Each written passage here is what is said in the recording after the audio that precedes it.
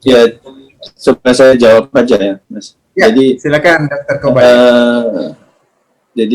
saya udah jalani 3 tahun lebih. Nah, jadi jenis lemak, jadi jangan dibayangkan lemak itu sesuatu yang bergaji ya, itu beda.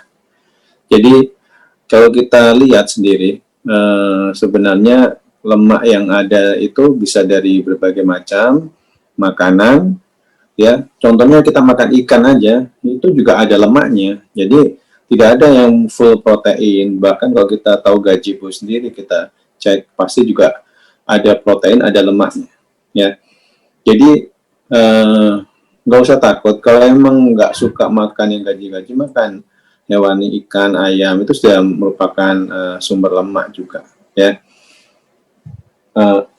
Jadi itu yang kita lakukan. Jadi nggak usah takut. Kita memang ada grup, Mas. Jadi untuk saling menguatkan, komunitas kita punya grup Facebook, kita punya grup WA grup, Telegram. Nah itu bisa kita saling bertanya-tanya. Kita tanya, jadi pengalaman apa yang bisa kita yang bisa kita lakukan pertama kali untuk pertama adaptasi. Karena yang penting itu adalah adaptasi pada fase-fase awal.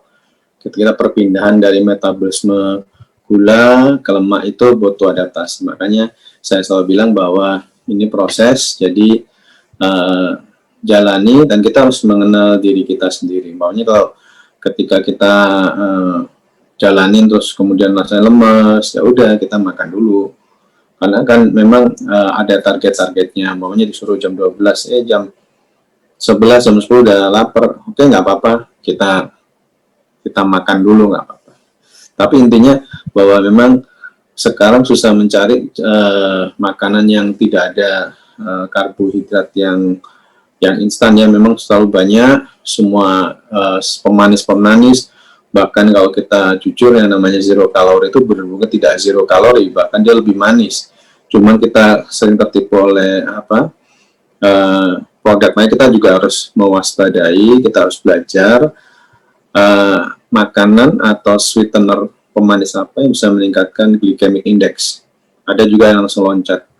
Nah itu juga kita perlu pelajari. Jadi banyak hal. Jadi sebenarnya yang saya lakukan selama ini ya seperti yang Mas Tio ajarkan, bagaimana kita menyeimbangkan antara katabolik, proses pemecahan dalam tubuh kita, juga anabolik, ya. Mungkin yang saya sering share di Facebook, saya tunjukkan bahwa karena saya dokter rehab, saya periksa kepadatan tulang juga.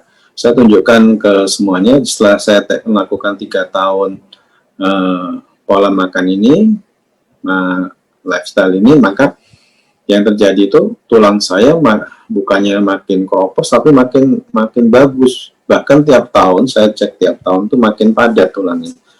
Karena sebenarnya kita kan juga tahu sendiri, kita juga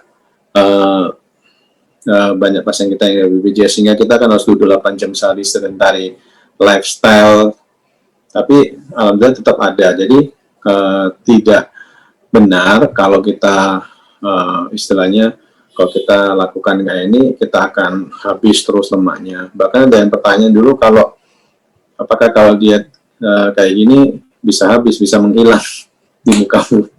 Enggak. Jadi selalu imbang antara proses membangun dengan proses membongkar, anabolik dan katabolik.